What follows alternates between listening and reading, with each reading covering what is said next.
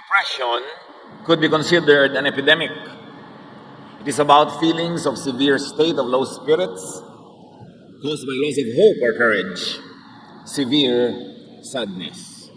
Marami mga tao sa mundo ay may malalim, grabing lungkot, called depression, at ito'y nagiging dahilan ng napakaraming hirap sa buhay. Dealing with depression, yours or other people's depression. Panginoon, turuan niyo po kami na kilalanin ang aming mga sarili, pati ang aming kapwa, at makilala namin at maunawa ang malalim na lungkot na nagiging suliranin at bigat ng maraming buhay. Turuan niyo kami, Panginoon, na ito ay tapunan ng liwanag sa iyong salita at sa gawa ng iyong anak na si Jesus.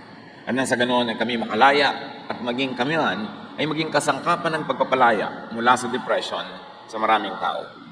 Be our speaker, lead us, teach us, cleanse us, O God, so we can receive your powerful blessing in the name of your Son, Jesus.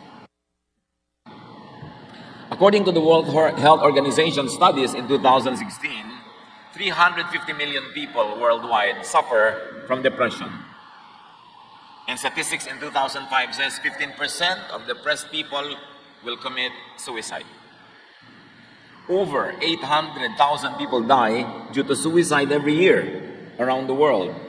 And it is the second leading cause of death globally among 15 to 29 years of age. This is alarming. Napakaraming tao ang sobra ang lungkot at 15 bahagdan ng mga nalulungkot na ito, according to statistics, will commit suicide. At higit na 800,000 tao ang nagsusuicide taon-taon. At sa Japan lang, mahigit 30,000 tao ang nagsusuicide taon-taon. At sa buong mundo, nakakabahala, ang pagpapakamatay ang pangalawang dahilan ng kamatayan ng mga kabataan from 15 to 29 years old. At sa Pilipinas, kumusta naman ang depression? Lingid sa alam ng marami sa atin, sa kabila ng maraming ngiti at mga festivals, the Philippines has the highest incidence of depression in Southeast Asia. At least 4.5 million Filipinos are considered to be depressed. And as many as 7 Filipinos commit suicide every day. Noong 2011, according to the World Health Organization, 16% of Filipino students aged 13 to 15 had seriously considered suicide. And 13% had actually attempted suicide. Sa Visayas, lalo sa Cebu, the highest seekers of counsel are high school students and wives of OFWs. Ito isang epidemic na halos hindi nahahalata, hindi napapansin, at kung minsan ay ayaw kilalanin dahil may kasamang stigma o negative image. What are the causes of depression in the Philippines according to studies? Karamihan, family and social issues. Di pagkakaunawaan sa pamilya at sa mga kaibigan, relationship and bullying among teens, yung napepresyon ng barkada, at idagdag na natin ang religious bullying, yung mga lagi na lamang sinisita, binabantayan at sinasakal ng mga relihiyoso. Natural disasters, of which we have abundance of, ay dahilan din ng napakaraming depression. Depression ng mga survivor at depression ng mga social workers at ibang kamag-anak na nagsusuporta sa mga survivors.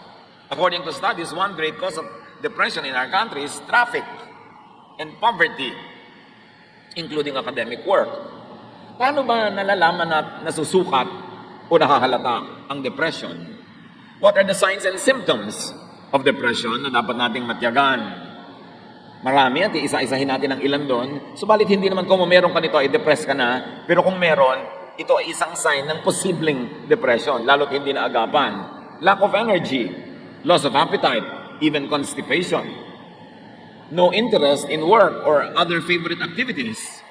Poor or too much sleep, or too much appetite, or too little of it, weight loss or weight gain, na biglang-biglaan, extreme irritability, lagi mainitin ang ulo kahit maliliit na bagay, at hindi makayang pigilin ang galit. Anxiety and restlessness, laging balisa, laging may kinakatakutan, or fixation on the past. Ayaw nang limutin ang nakaraan, lalo ang mga maling nangyari, thoughts of death or suicide, even disabling fatigue yung laging pagod, na wala nang magawa ng may gana, difficulty concentrating or making decisions, unexplained aches and pains, mga sakit ng ganito at sakit ng gano'n na hindi makita ng doktor kung bakit, madalas ito ay resulta o sintoma ng mental illness called depression.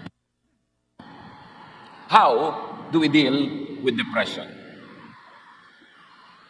Kung minsan meron na palang gusto magpakamatay sa ating pamilya, sa ating mga kaibigan, kapitbahay, o hindi man nagpapakamatay ay parang wala nang kabuhay-buhay, paano nga ba susugpuin, bubunutin ang ugat ng depression? First of all, understand the depression by describing it clearly.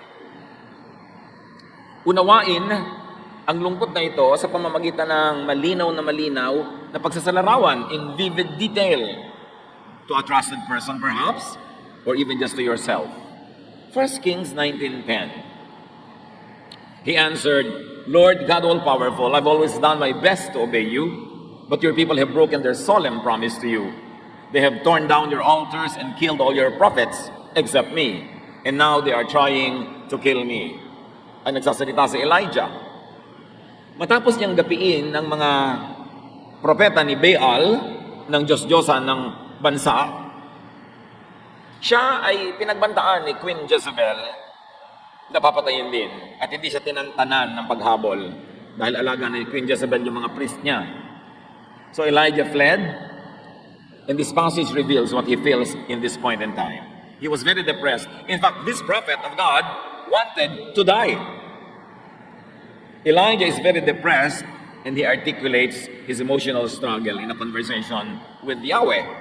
At ang kanyang cause ng kanyang depression, nag-iisa na lang daw siyang matuwid na naninindigan, namatay na daw lahat ng kanyang mga kasamahan, at ngayon siya ay laging hinahabol ng reyna at gusto siyang patayin, at ang mga tao daw ay tumalikod na sa Diyos at sumama na sa mga Diyos-Diyosan. Yun ang dahilan ng kanyang depression. At least alam niya, sinasalarawan niya, kaya madali nang malutas. Kailangan alam mo kung bakit ka depressed. Hindi lang yung malabong alam, kundi malinaw na alam. Jeremiah 12:1-4. Whenever I complain to you, Lord, you're always fair. But now I have questions about your justice. Why is life easy for sinners? Why are they successful? You plant them like trees and you let them prosper and produce fruit. Yet even when they praise you, they don't mean it. But you know, Lord, how faithful I've always been, even in my thoughts. So drag my enemies away and butcher them like sheep. How long will the ground be dry and the pasture lands parched? The birds and animals are dead and gone. And all of this happened because the people are so sinful. They even brag, God can't even see the sins we commit. Ito, depressed din ang propetang ito. Alam nyo ba na marami sa mga religious leaders ay depressed? Sa bigat ng mga dinadala, sa mga natidinig ng mga suliranin, sa mga nilulutas ng mga suliranin ng mga tao, pinamimigit na ng mga hidwaan, sa dami ng mga gulo ng mga anak ng Diyos, sa mga mananampalataya, sa dami ng mga umuusig at nagbabatikos, marami, in fact, according to studies, kahit sa Pilipinas, maraming religious leaders are seeing psychiatrists. Kasi mabigat ang dala. Itong si Jeremiah was depressed, and he expresses the cause of his depression. Kaya pala siya labis-labis na nalulungkot at nade-depress. Bakit daw yung masasama ang umaasenso? Bakit daw yung masasama ang sasarap ng buhay? At yung mga makadiyos tulad niya ay siyang nahihirapan. At ito ay idinaing niya, sinabi niya ng walang kagatol-gatol kay Yahweh. So alam niya kung bakit siya depressed. At sinasabi niya yon. Knowing the enemy is important in overcoming it. Knowing what depresses you is important. Kung meron sa atin, naway wala. But according to statistics, meron dapat. Kung meron sa ating nade-depress, unawaing mabuti kung bakit. Alamin ang dahilan. Sabihin mo sa malinaw na salita, kahit sa sarili mo lang manalamin ka, nalulungkot ako, nade-depress ako kasi ganito, ganon. At kahit na yung dahilan mo ay walang kwenta sa tingin ng iba, may kwenta yun sa'yo, kaya ka nga nade-depress. Katulad dito, ito si Jeremiah, ang mismong ikinakadepress niya, sabi sa Diyos, nasa na inyong katarungan? Bakit ganon? Yung mabubuti ang nagdurusa, yung mga masasama, sila itong nagpapasasa sa saya sa buhay. Hindi siya nahiya sa Diyos na aminin na nade-depress siya doon. At tinatanong niya sa Diyos yung ganong tanong, hindi siya nahiya at tinanong niya talaga. Kahit naman hindi mo itanong, alam naman ng Diyos na tanong mo yun bakit itatago mo pa? Kaya mahalaga, inilalabas. Understand the depression by describing it clearly. Then identify the causes of depression.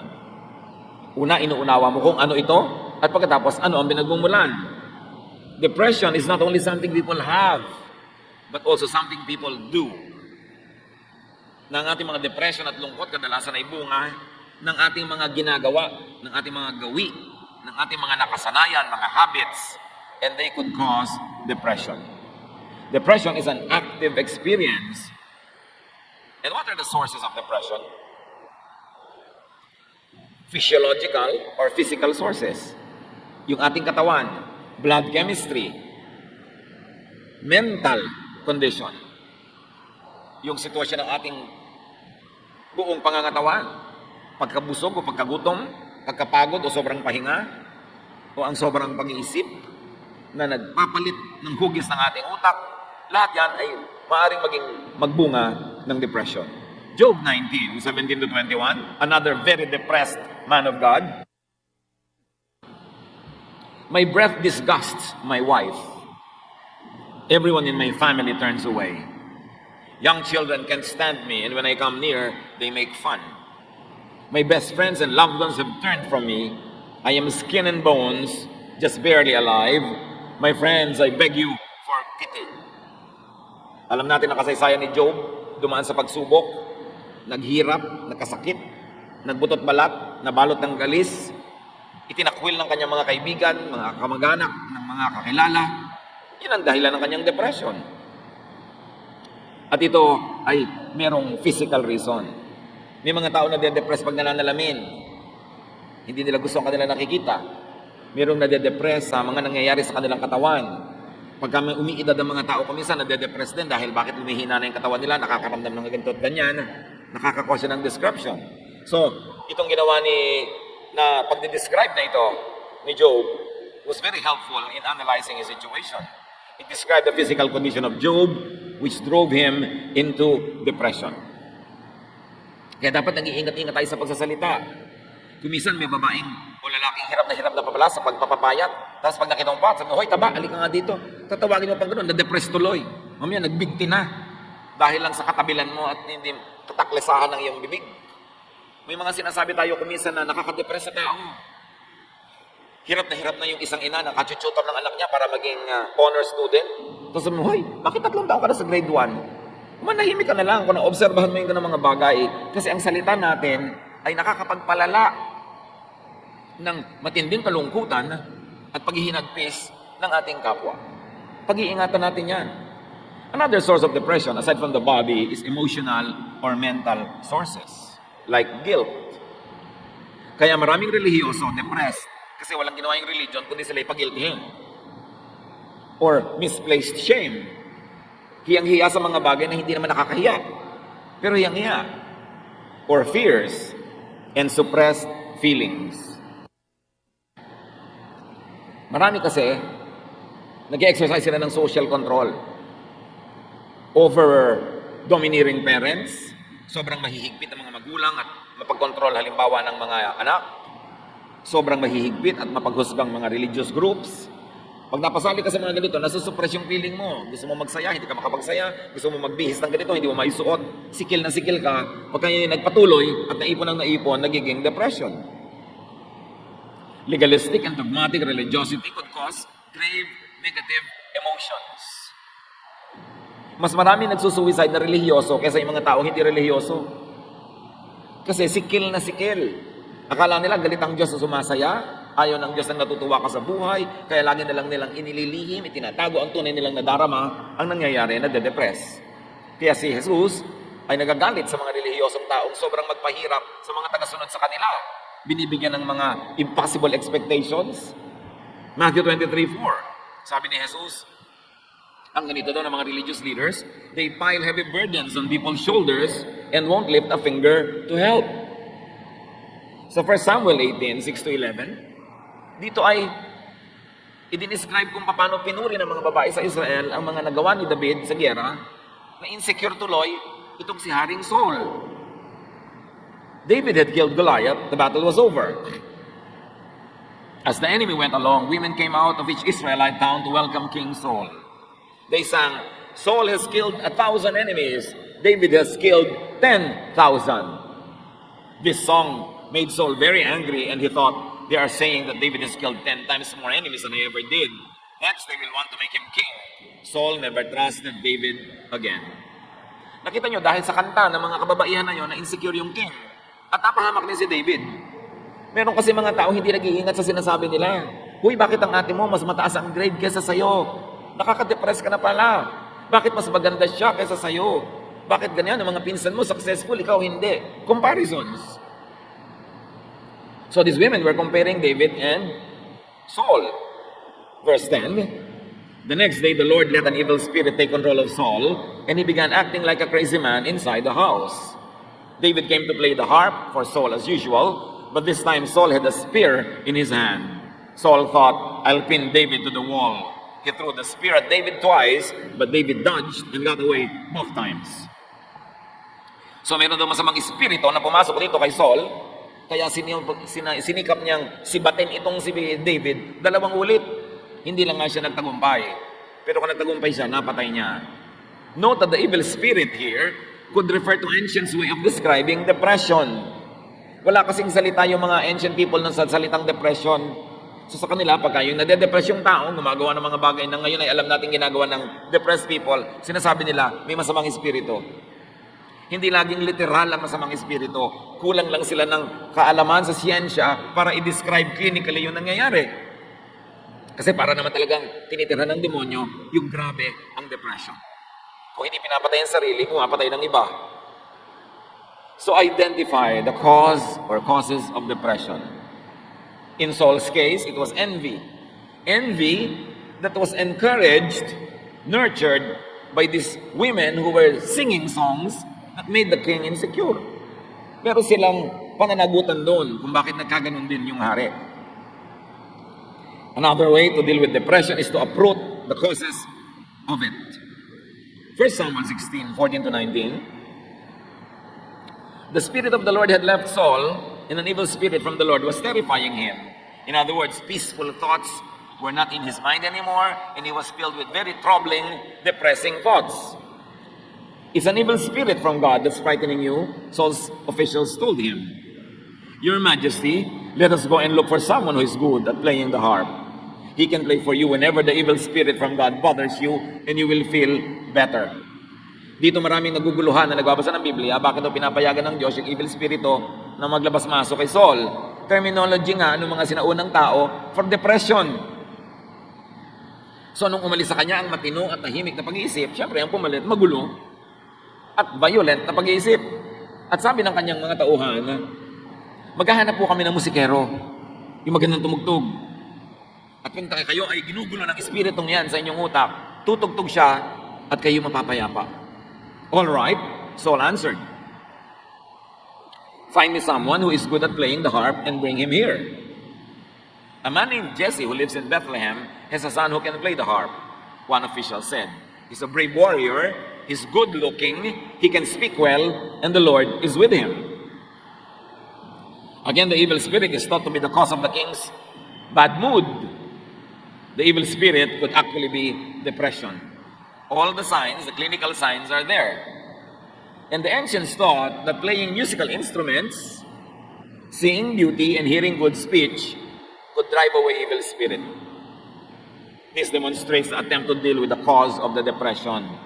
So na-identify nung mga tao ang cause of the depression. Sabi na, evil spirit yan. Tugtugan para umalis. Pero ang totoo, of course, they were trying to uproot the cause of the depression. But they were really applying what modern day practice would call therapy. Music therapy, aromatherapy, arts therapy. Kasi sabi si David daw, good looking, magandang tingnan, maganda ang tinig, maganda magsalita. In other words, soothing to the senses.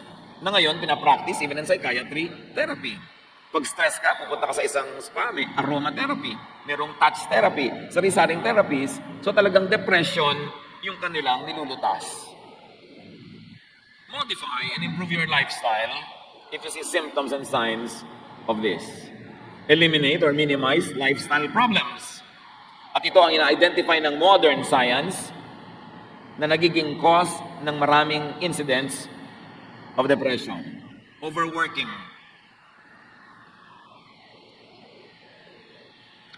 Yung walang tigil na pagtatrabaho, nakaka-depress. Hindi mo na alam, depressed ka na pala. Kaya inutos ng Diyos, kailangan may pahinga bawat linggo. Huwag ka magmimintis ng pahinga. Pag nasobrahan ka ng pagod, pwede ka ma-depress.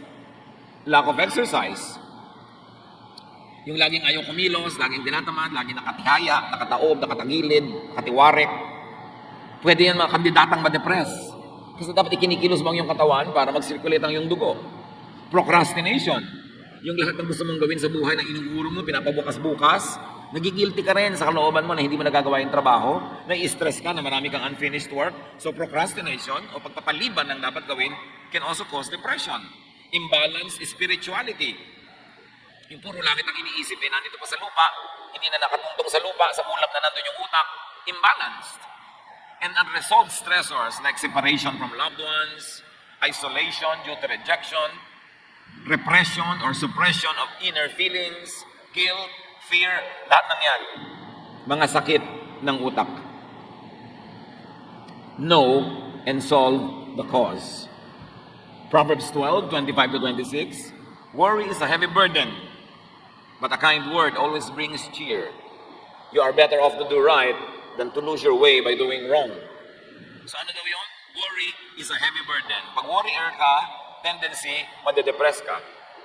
Walang ginagawa kundi mag-alala, mag-isip, matakot, mangamba. Pero sabi, yung mabuti, mabait, magandang salita, nakakapagpasaya. So may nagwo-worry na nga, pagpasok mo, dadagdagan mo pa. Hindi siya sumaya. Lumala ang kanyang nararamdaman. You see the ministry of words? With the words that we say, we can hurt or heal people. We can encourage or discourage. We can be a blessing or a curse. Kaya maganda, iniingatan ng salita, binibitawan yung mabuti, mabait, nakakapagpasaya, nakakapagpatibay ng loob, hindi nakakasira ng loob. And this Proverbs 12 is a warning against worrying. And it's a prescription to hear and say kind words. Not only to hear, but also to say. Pag tayo ay nagsasalita ng mababait na mga pananalita, nakakapagpagaling ng damdamin, nakakapagpasaya, nakakapagpatahimik, tayo may nakikinabang kasi tayo man ay natatahimik at napapayapa.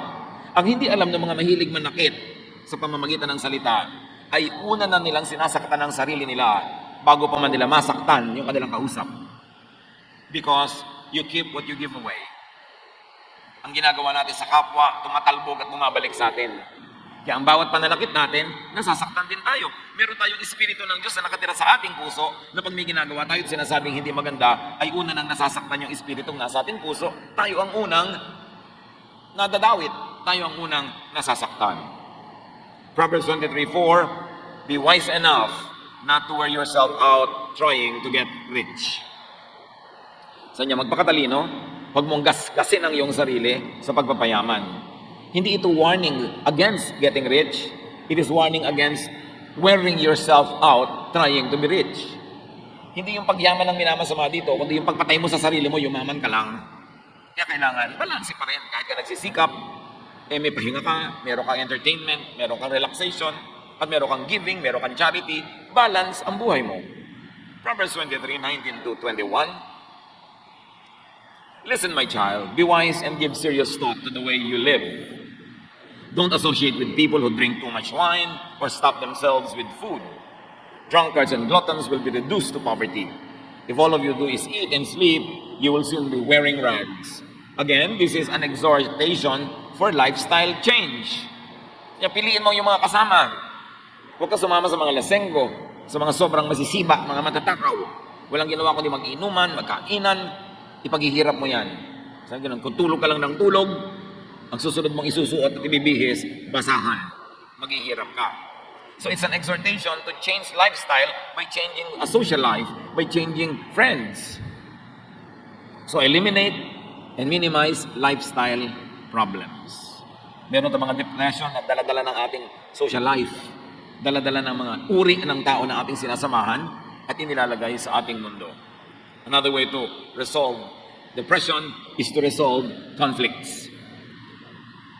Deal with troubled relationships. Kailangan pangasiwaan na mabuti ang ating mga relasyon na nalamatan, nalagot, nasira, na damage, past or present. Bawat mahal natin sa buhay, bawat nagmamahal sa atin, bawat bahagi ng ating buhay na nalalayo, nagkakasiraan tayo, may epekto sa ating emosyon. Kahit aminin natin yon o hindi. Proverbs 17:9, you will keep your friends if you forgive them. But you will lose your friends if you keep talking about what they did wrong. So itinuturo dito, may mga kaibigan ka. May investment ka na dyan, emotional investment, time investment, sometimes financial investment din. Pagkatapos, mag-aaway kayo, hindi mo papatawarin, hindi kayo magpapatawaran. Sayang naman ang lahat. Tapos magsisiraan pa kayo. Hindi pa yung pampaganda ng buhay, pampapangit. Kaya sabi, kung hindi mo papatawarin na nagkakamali sa'yo, mauubos lahat ng tao sa mundo mo kasi lahat magkakamali rin. Panapanahon lang. At mawawala lahat ng kaibigan mo pag ipinamamalita mo lahat ang mga mali nilang ginagawa. Ang ibig sabihin lang, magpakatino ka. Keep your friends, keep your relatives, keep people around you by forgiving them if they commit a mistake and by not talking about them again, behind their backs. Huwag mo silang gawing topic pag wala sila para hindi lumayo ang loob kasi malalaman nila na pinag-uusapan nila ninyo sila. At magagalit at lalayo sila sa inyo. At pag may nasisirang relasyon, na-offend ka, nasaktan, sabi ni Jesus, Matthew 18:15, if one of my followers sins against you, go and point out what was wrong. But do it in private, just between the two of you. So sabi ko nun, pag kami nagkamali sa'yo, kausapin mo ng pribado, sarilinan. Kayong dalawa lang. Para makapagpaliwanag siya, maintindihan mo. Kung mali siya, makahingi siya ng tawad. At kung nagkamali ka ng akala na may ginawa siyang mali, malaman mo ring mali ka. Sabi, pero huwag ka na magsangkot na ibang tao. Dadami lang ang magpapadagdag sa gulo. Kayo na lang dalawa ang mag-usap. Kung gusto mo talagang magkasundo kayo, siya ang kausapin mo. Huwag mo siyang gawing topic ng usapan pag iba ang iyong kausap. Kasi gulo ang pupuntahan ng ganong paraan. Resolve conflicts. Kung meron tayong mga nasirang mga relasyon, habang hindi natin inaayos, yun ay isang sama ng loob na nasa loob ng ating puso. Can you imagine? Sama. Tapos nasaan? Nasa loob. Sino masisira? Di ikaw. Sama ng loob. Ito yung may sama ka ng loob sa tao, hindi mo ipinagtatapat, hindi mo sinasabi, hindi siya nagkakaroon ng pagkakataong ipaliwanag ang kanyang sarili o kaya ay humingi ng tawad. Kim mo yung sama ng loob. Sino sisirain nun kundi ikaw? At pagka yun ay ipinaghalo-halo mo pa yung mga iba pang mga pinag-usapan na natin na cause that depression, ikaw talaga ay madedepress. At sometimes, wala kang kamalay-malay, ano ba talaga ang tunay na dahilan? Bakit ka matamlay? Bakit ka walang sigla? Bakit ka natatakot? Bakit ka bugnutin? Yung pala, may depression. A sure way to deal with depression is to do good. Gumawa ng mabuti. Affirm and improve your self-worth and that of others. Make yourself and others feel good. Connect with positive people and feelings. Give yourself and others pleasure and satisfaction. Make yourself and others happy. Sa madaling salita, iwasan o bawasan o tanggalin ang depression sa pamamagitan ng kaiga-igaya, masayang pakiramdam. Pasayahin mo ang iyong sarili, pasayahin mo ang iyong kapwa, at sa climate of happiness, you will thrive. Your emotions will heal. The best part of you will come out. And you will be a good product of God's work. Proverbs 14:22, you will earn the trust and respect of others if you work for good. If you work for evil, you are making a mistake. Yan, lagi kang gumawa ng mabuti. Yan ang tamang gawin. Pag may ginagawa kang hindi mabuti, nagkakamali ka sa landas na yung tinatahak. Kasi lahat ng itinatanim ay inaani. At lahat ng inaani, nagbubunga talaga yan. Dumadami. So magtanim ng mabuti para umani ng mabuti. Ang itinatanim nating masama, inaani din natin sa ating buhay. Magandang ministry to make yourself and others feel good, not feel bad. May mga tao, gifted sila at making people feel bad. Pinapalungkot, nilalait, minamaliit, iniinsulto, kinakawawa, sinasaktan. Hindi yun ang makadiyos na paraan ng pamumuhay at makikipagkapwa. Sabi sa Ecclesiastes 8:15, so I think we should get as much out of life as we possibly can. There is nothing better than to enjoy our food and drink and to have a good time. Then we can make it through this troublesome life that God has given us here on earth. Sabi niya, alam niyo kung ano ang aking natanto? Dapat matanggap mo mula sa daigdig, mula sa buhay, mula sa langit, ang lahat ng pwede mong matanggap na magagandang bagay. Wala nang hihigit pa na karanasan kaysa masarapan ka sa iyong pagkain, sa iyong iniinom, at masayahan ka sa dumadating at dumaraang oras. Sabi ka nun, pag masaya ka, pag nag-enjoy ka, malalampasan mo ang lahat ng hirap dito sa mundo. So, napakahirap ng buhay, sabi ni Solomon, maraming pagsubok, maraming sakit, pero kailangan, para ka mag-survive, may enough deposit ka of happiness in your heart. Kasi maraming magwi-withdraw dyan. May mahal ka sa buhay na mamamatay, mayroong makakasakit, may mapapahamak, may mapapariwara, mayroong mabibigo. At pwede mangyari rin yun sa iyong buhay. Pwede kang malugi sa negosyo, dapuan ng sakit, madapa, masagasaan. Pwede kang iwan ng pinagtitiwalaan mo, iwan ng, o kaya dayain ang iyong pinagtiwalaan. Ang daming pwedeng hampas na dumating sa iyo sa buhay na ito. Kaya sabi ni Solomon, dapat marami kang inipong saya sa loob ng puso mo. Kung kaya mong kumuha ng saya, ilagay mo kahit maliit lang. Pwede kang magsaya, ilagay mo. Meron kang pasayahin mo para marami kang deposit. Dahil hindi titigil ang universe ng kawi-withdraw mula sa iyong bank of happiness. Ikaw ang konti-konti ng iyong inilagay, inimbak na kasiyahan sa puso mo, sa puso ng iba. Ayun, pag dumating ang mga paghirap ng buhay, mga pagsubok, naglalakad sa breakwater, nagtitirintas, wala namang buhok. Nakatingin sa malayo, walang tinatanaw. Hinahanap si Crispin at si Basilio kasi hindi na kaya ang mga dagok ng buhay kasi walang inipon na saya. Kaya mga kapatid, kung may nakikita kayong tao nagsasaya, huwag niyong itaboy, huwag ninyong pigilan. Kasi hindi nyo alam kung kakalampas-lampas lang niya sa trahedya at ngayon lang siya nakaka-recover. Tulungan nyo siya magsaya. Pero syempre, sa pagsasaya naman natin, not at other people's expense. Hindi yung kanta-kanta ka ng karaoke, alam mo na ng umaga, nabulabog na lahat ng kapitbahay mo. Yung kasiyahan mo, pagdurusa naman ng iba. Dapat, meron ka rin respeto sa sarili. Pero yung pagsasaya natin na hindi naman tayo nagnanakaw sa iba ng kanilang katahimikan, kapayapaan at kasiyahan, Solomon, the wisest man ever, prescribes that. So niya, tuwing kaya mo mag-enjoy ka. Kasi maraming panahon ng lungkot.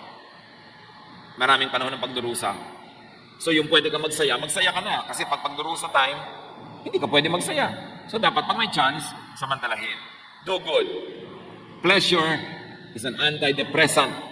Happiness is an antidepressant. Daig pa niya ng mga pills na nabibili mo pagka meron kang kasiyahan. Kaya pipiliin mo rin yung kasama mo sa buhay, yung masaya din kasama.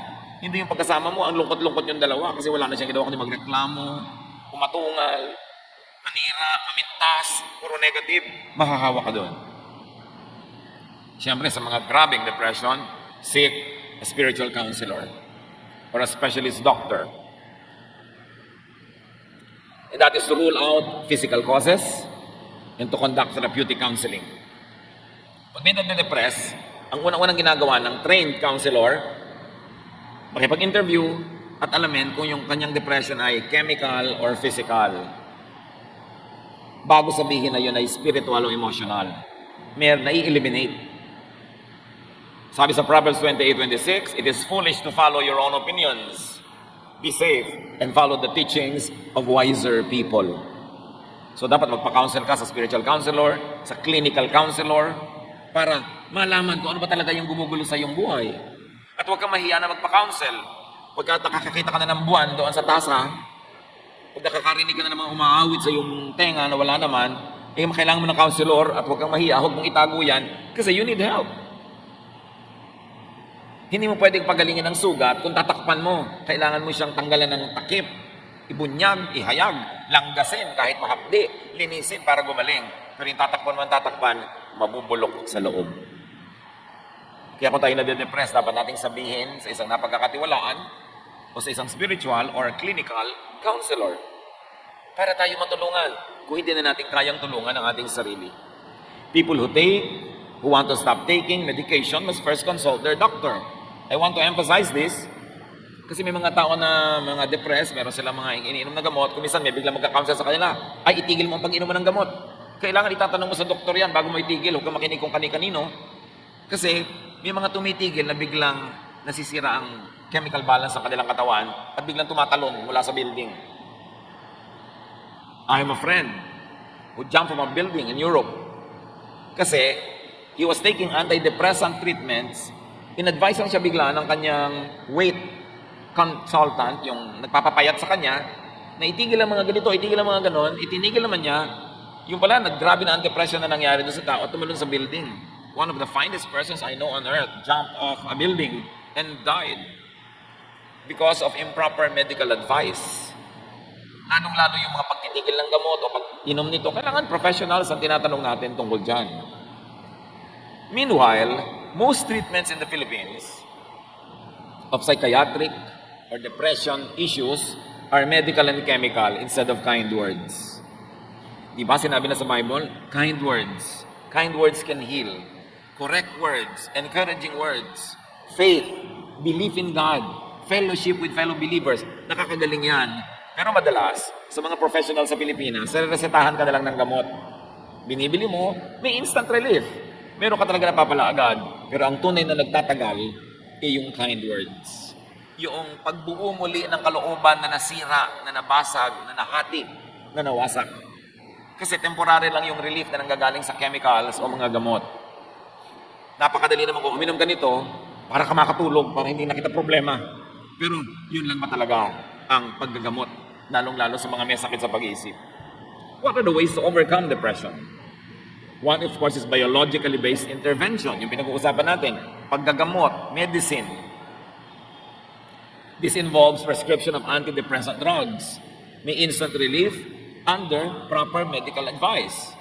But another way is the interpersonally based intervention, which was the ministry of Jesus. Hindi lang binabago ang chemistry ng iyong blood through medicine o food, binabago ang takbo ng iyong isip, which is actually more important and more powerful. Listen and talk to change negative ways of thinking. Pag negative kayo mag-isip, negative ang buhay, nakakatakot ang buhay, walang kwentang mabuhay, gusto ko nang mamatay, gusto kong pumatay, gusto ko siyang sirain, gusto kong manggiba ng mga tao, pag gano'n ka na mag-isip, kailangan mo ng makakausap na matino. Better kung professionally trained. Best kung clinically trained na spiritually developed pa. Tulad ni Pastor Gami, ang ating main counselor sa ating pamilyang day by day. He's not only a pastor, he's not only educated in the Bible, he also has clinical education in counseling. So nababalansin niya yung kanyang counsel. Napakahalaga. But you've got to talk to someone and you've got to listen to someone. This is considered the more effective and longer lasting treatment. Kailangan ilabas mo ang iyong niloloob, ihinga sa mga pagkakatiwalaan. Huwag sa chismosa dahil bukas alam na ng buong barangay. Pinipili mo dahil lalo ka madadepress ngayon, dalian yung pagdibigti. Pag chismosa ang napagsabihan mo. Kaya kailangan pinipili mo yan. Pero kailangan, mga kapatid, makinig. Kung madilim na ang takbo ng ating isip, pinagdidimla na tayo ng paningin, pangit na ang tingin natin sa buhay, wala na tayong pag-asa, puro negative, kailangan baguhin ang pag-iisip. Romans 12:2, be transformed by the renewing of your mind. Kailangan baguhin mo ang iyong ginagawa sa pamamagitan ng babaguhin mo sa iyong pag-iisip. Sa pag-iisip nagsisimula yan. At ang pinamumugaran ng dyablo ay ang ating utak. Lalo naman na yun ang dapat tahanan ng Espiritu ng Diyos, ang ating isip. Eliminate, minimize negative emotions. Pinag-usapan na natin ang maraming pinagmumulan yan. Identify what causes you to be afraid, to be negative, what causes you to think of bad things, to do bad things, and to say bad things. Dapat bunutin, tanggalin sa buhay. And very importantly, rest. Magpahinga. Madalas, nade-depress tayo, gutom lang o pagod lang. mahalagang nagpapahinga ang tao and let people rest. Pagpahingahin natin ang mga tao. Gusto nilang magsaya para mabalanse ang mga lungkot nila, payagan natin, bigyan natin ng oras, bigyan natin ng lugar, bigyan natin ng pagkakataon. And stop judging, rejecting, and isolating people and yourself emotionally and spiritually. Huwag kayong magtampo ng magtampo, tapos mag-iisa, lalayo sa iba, magmumukmuk. Pag nag-iisa ka, madali kang tuksohin ng dyablo. Pag wala kang ibang kausap na matino, dyablo lang ang kakausap sa'yo, anong lalaman sa utak mo? At napaka-importante, pagpahingahin natin ang mga tao. Pagod na yung asawa mo, hayaan mo muna magpahinga bago mo bungangaan. Dahil baka mamaya, ibuhos na niya sa'yo yung kumukulong sabaw. Dahil pinagdimlan na ng paningin. Kailangan yung anak mo nagkakadabagsak-bagsak na sa school, bigyan mo muna siya ng pahinga from nagging. Huwag mo na siyang pilitin maging valedictorian. Pagpahingahin natin ang mga tao sa walang katapusan nating expectations. Mga standards na inilalagay natin na hindi nila maabot-abot. Yung paghahabol natin sa perfection, sa perfect relationship, sa perfect asawa, sa perfect anak, perfect magulang. Nakakapagod yun sa kanila. Kumisan tayo ang nagtutulak sa mga tao para sila mabaliw, para masiraan ng bait. Kailangan ang binibigay natin sa tao, lalo sa mga mahal natin sa buhay, pahinga, hindi stress. Natural, nagbibigay tayo ng stress sa isa't isa. Ganoon naman talaga ang tunay na relasyon. Pero konti lang. Huwag niyong sobrahan. Understand, accept, and love people and yourself. The best antidote to depression is love. Pag alam mong mahal ka, alam mong tinatanggap ka, inuunawa ka, naku, hindi ka dadapuan ng depression. Ang pinamumugaran ng depression ay yung nag-iisip na hindi ako mahal, hindi ako naintindihan, hinuhusgahan ako, ipinupwera ako. Tumigil tayo ng pagpupwera sa ating sarili mula sa karamihan at huwag tayo magpwera ng iba. Hoy, kagalit natin si huwag natin siya kakausapin. Wala dapat ganyanan. Lumayo ka sa kanya, ihiwalay natin siya, parusahan natin. Kung minsan, hindi na ibigay ng asawa mo yung gusto mo, paparusahan mo ng hindi mo kakausapin ng isang linggo. This is an isolation that can drive people crazy. There are many ways to get what you want, but not by punishing people in a psychological or emotional or spiritual way. 1 Peter 4:8, above all, love each other deeply, because love covers over a multitude of sins. Yan lang naman ay tinuturo ni Jesus. Pag-ibig. Mahalin mo yung nagkakamali, patawarin mo siya.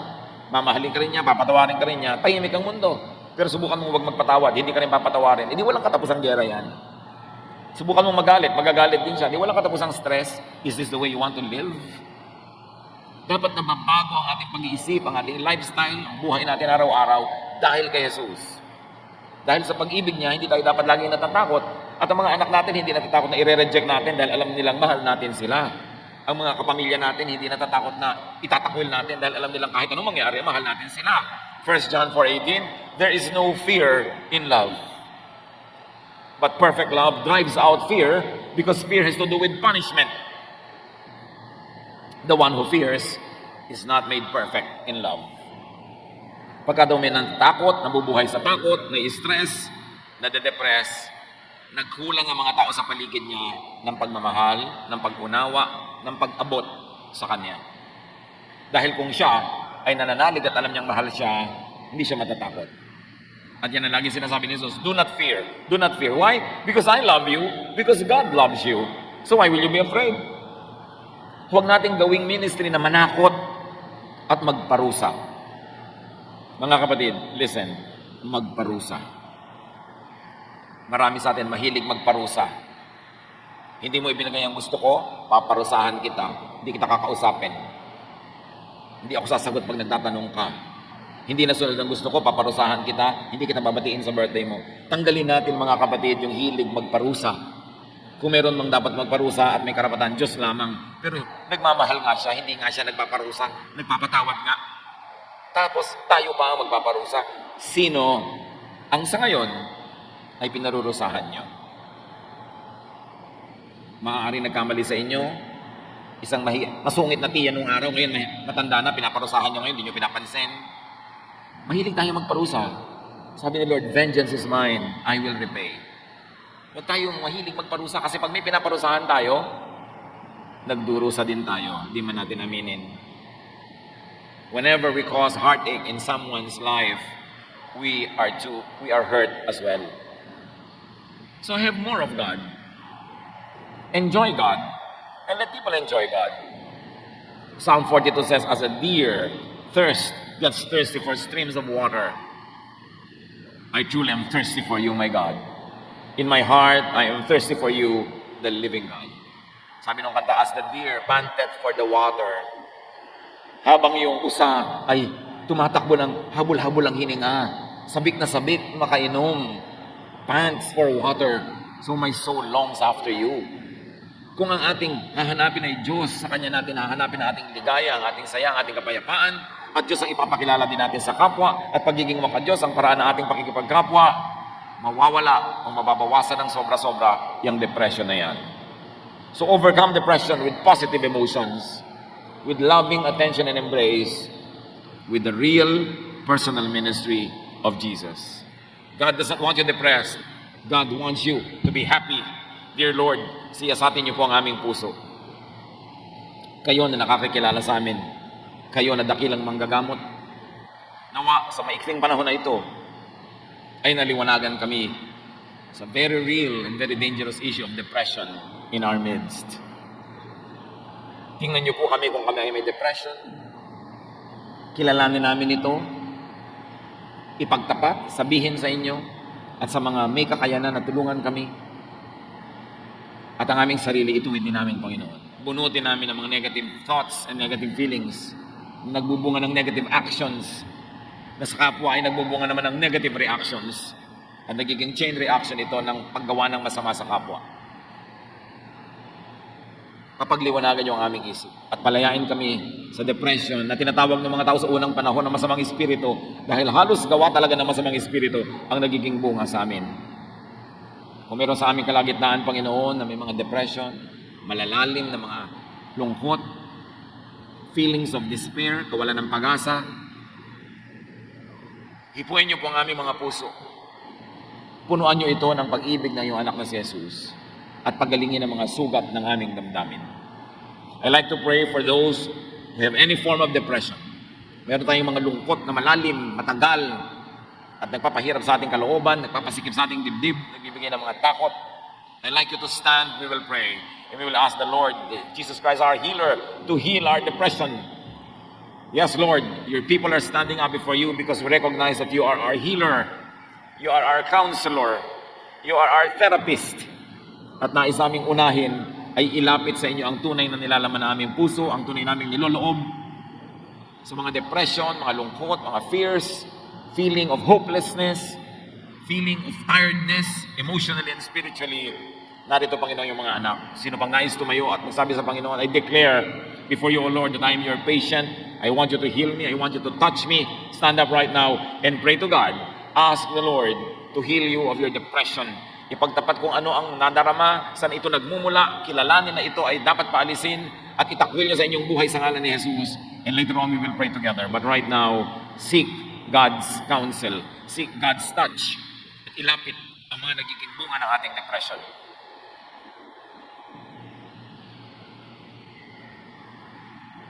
Panginoon naming Diyos, kayo nakakaalam ng ipinagtatapat, inilalapit, idinudulog ng bawat isa. Iba-iba ang detalye. Pero isa lang ang tunay na pinagmumulan nito, Panginoon. Detachment from you and detachment from the people we care about. Mga masasakit na nadama dahil sa pagtanggi, pananakit ng kapwa, paninira ng loob, panghihina ng loob. Panginoon, anuman na nagpapalungkot, nagbibigay ng takot, alalahanin o bigat ng damdamin sa iyong mga anak, Father, in the name of Jesus, your Son, we rebuke and drive away. And we open our hearts to your healing, to your love, to your touch. Hipuin mo, Panginoon, ang damdamin ng puso ng bawat isang ngayon ay lumalapit sa inyo. Palitan niyo ang bawat takot ng katiyakan at pananalig. Palitan niyo ang mga lungkot ng kasiyahan. Palitan niyo, Panginoon, ang mga kahinaan ng lakas at ang lahat ng kadiliman ng inyong makapangyarihang liwanag. Touch our hearts. Heal us of depression, O Lord, whatever form, whatever shape it may come. Lord, heal your people. Cover them with the blood of your Son, Jesus, and let the power of your resurrected Son be made real in the lives of your people. Magsiupo kayo mga kapatid at patuloy sa panalangin, dumulog sa Panginoon, at kaya ay humiling kayo ng mga nais ninyong kagamutan, kagalingan, sapagkat siya'y nakikinig sa atin. Ilapit ang ating mga kahinaan at palitan ng Panginoon ng lakas. Ang ating mga pagdududa ay palitan niya ng pananalig. Ang ating mga kadiliman maging kaliwanagan dahil si Jesus ay liwanag ng sanlibutan. Lord, as your people remain silent before you, work in our midst. Move, O God. Heal your people. Stay in the Lord's presence in silent contemplation.